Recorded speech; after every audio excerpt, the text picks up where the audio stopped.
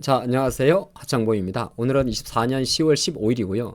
최근 10월 8일 정도에 LG에너지솔루션이 벤처 쪽으로 전기차 납품 배터리 계약이 있었습니다. 그리고 한 일주일이 지난 10월 15일자로 포드향으로 이번엔 포드 상용차까지 해서 100GWh 정도의 향후 5년 동안 장기 배터리 공급 계약에 대한 공시가 있었습니다. 오늘 발표된 공시는 크게 두 가지예요. 두 가지인데 뭐 중복된 건 아니고 하나는 34GWh의 용량을 26년도 10월부터 4년 동안, 그리고 또 한 건 같이 나온 공시는 75, 그보다 조금 많은 배 정도의 규모의 배터리 공급을 27년도 1월부터 32년까지 대략적으로 한 5년 정도 납품하는 계약입니다. 그러면 지난번에 나왔던 벤처 같은 경우는 벤처로 들어가는 거는 10년간 50GWh였고 요거는 어떻게 보게 되면 5년간 100GWh니까 상당히 큰 규모다 볼 수가 있겠죠.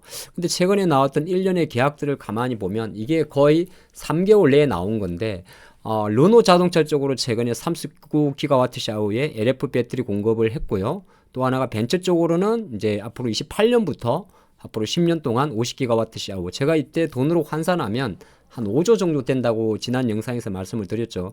그건 이제 지금 현재 23년도 4년도 기준으로 할 때 전기차 한 대당 들어가는 배터리 용량이 대략 80kWh 정도 되니까 뭐 거기에 따라서 아니죠. 80달러 정도 합니다. kWh 정도에. 그러다 보니까 그렇게 계산한 거고, 이번에 나온 거는 합쳐가지고 포드 두 건인데 실제적으로 용량은 한 109kWh고 이번에는 다른 게 전기차가 아니고 상용차입니다. 이게 조금 포인트가 돼요. 그리고 납품하는 배터리는 이쪽에는 거의 LFP 원통형 배터리로 추정을 하고, LFP가 아니라 원통형 배터리 4680로 추정을 하고, 요 같은 경우는 고성능 3원계니까 우리가 지금 NC 3원계 배터리입니다. 근데 모양은 파우치형이 되는 거고요. 추정하는 거는 대략 한 100만 대 정도가 된다고 합니다. 그러니까 규모 자체는 꽤 큰 거고, 이걸 만약에 돈으로 환산하면 한 5년 동안, 앞으로 32년이니까 한 6, 7년 동안 한 13조 정도? 요 정도 규모가 될 것 같습니다. 일단 규모는 그렇게 좀 정리를 해드리겠고, 내용을 조금 보게 되면 바로 포드가 3개 정도의 차를 만듭니다. 미국의 포드 자동차가 약간 세단이 머스탱 마하 시리즈고요. 그 다음에 포드는 대표적인 게 픽업 트럭이 있죠. 그게 라이트닝 F150이라고 이야기를 합니다. 그리고 우리가 말하는 상용차는 어떤 거냐면 승용차 말고 트럭 아닌 거, 버스라든지 밴 이런 거를 보통 트럭은 맞죠. 이런 거를 승용차가 아닌 거, 세단이 아닌 거를, SUV가 아닌 거를 보통 상용차라고 이야기를 합니다. 그래서 포드가 만들는 상용차 브랜드가 트랜짓인데, 이 트랜짓 같은 경우가 여기에 되게 많이 공을 들이고 있고요.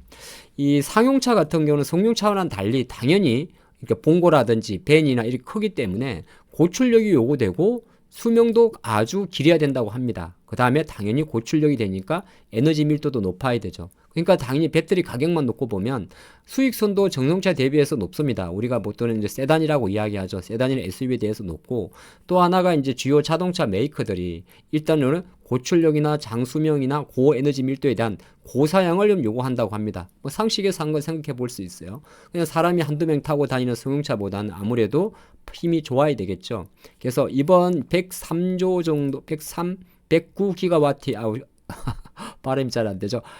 이게 있다 보니까 109GWh 정도의 수준은 바로 LG에너지솔루션의 폴란드 공장, 브로츠와프 공장에서 향후 26년도부터 생산된다고 합니다. 그걸 거기서 만들어 가지고 이제 포드의 유럽 상용차 이 트랜짓으로 납품하는 그림이 되는 거고, 최근에 약간 포드 같은 경우도 원래 폴란드 공장이 있었어요. LG엔솔의 폴란드 공장이 있었는데 지금 미국 포드의 이제 세단이라고 이야기할 때 머스탱 마이 같은 경우는 올해 24년도 기준으로 이거는 미국에 있는 미시간 공장에서부터 25년부터 만들기로 되어 있습니다. 그래서 오늘은 이제 그거는 이제 예를 설명드린 거고, 오늘 나온 수준은 상용차 이 트랜짓이 들어가는 고출력, 장수명, 고에너지 밀도의 아까 봤던 대로 고성능 3원계 배터리가 들어간다는 게 가장 큰 핵심이 됩니다. 그런 관점에 조금 보시면 좋을 것 같고, 그러면 여기서 조금 이해를 돕기 위해서 우리가 말하는 상용차 같은 게 어느 정도 기준이냐, 자료는 미래에셋과 유럽 상용차 관련 데이터를 유럽 자동차 협회 기준 ACEA 기준으로 봤는데 유럽 기준으로 놓고 봤을 때 23년도 연간 기준으로 자동차가 대략 1,500만 대 정도 팔렸는데 이 중에서 대략적으로 20% 조금 못 미치는 232만 대 정도가 상용차입니다. 이 상용차에는 당연히 우리가 말한 본과 같은 벤이 187만 대, 트럭이 41만 대, 버스가 4만 대 다 포함된 수치가 232만 대가 되고요. 포드가 유럽에서 차지하는 상용차 시장은 9년 연속 1위입니다. 예. 14년 기준으로 점유율이 14% 정도 되고 뭐 아까 230만 대 기준으로 놓고 봤을 때는 역산하면 33만 대 수준이 됩니다. 근데 아까 제가 뭐라고 했죠? 대략적 이 캐파가 100만 대 정도라고 이야기를 했죠. 그러면 쉽게 말해서 포드가 연간 1년 동안 유럽에서 판매하는 자동차 판매량의 3년치 물량 정도가 되는 겁니다. 근데 여기에 포드도 진심으로 이 트랜짓에 대해서는 진심이기 때문에 아마 이번 수주권은 어떻게 보게 되면 LG에너지솔루션 입장에서 가장 이제 전기차 관련주들이 북미에 많이 포커스를 맞추고 있고 여기에 캐점이라는 불확실성이 없지 않아 있습니다만은 상당히 상징적 의미가 좀 많습니다. 숫자를 떠나가지고. 왜냐하면은 벤츠 같은 경우는 명차의 개념에서 유럽 쪽이가 미국에 들어가는 게 또 의미가 있는 거고 포드 같은 경우는 또 상용차잖아요. 그런 관점에서는 아마 조금 제가 극찬하면 그렇습니다만은 어쨌든 이번에 포드의 상용차 이 트렌드 쪽으로 LG에너지솔루션이 배터리가 납품되는 이 건수는 향후 장기적 관점에서 지금 당장의 주가는 일정 부분 변동성이 조금 제한될지 모르겠습니다만은 아주 장기적 관점에서는 LG에너지솔루션의 미래를 바라보는 관점에서는 중요한 데이터가 됩니다. 우리가 주식을 올해 하고 내년에 하고 안 할 거면은 지금 LG에너지솔루션 이런 분석이 모의하겠지만은 내년, 내후년, 그후년, 그후년, 그후년까지 한다면 이러한 어떤 이벤트는 그냥 지금 당장의 주가의 흐름을 벗어나서 상당히 저는 의미가 있다고 생각을 합니다. 그런 관점에서 한번 이번 벤츠 포드 상용차의 LG에너지솔루션 배터리의 3원계 배터리 수주가 뭘 의미하는지 한번 정리를 해봤습니다. 내일도 화이팅입니다.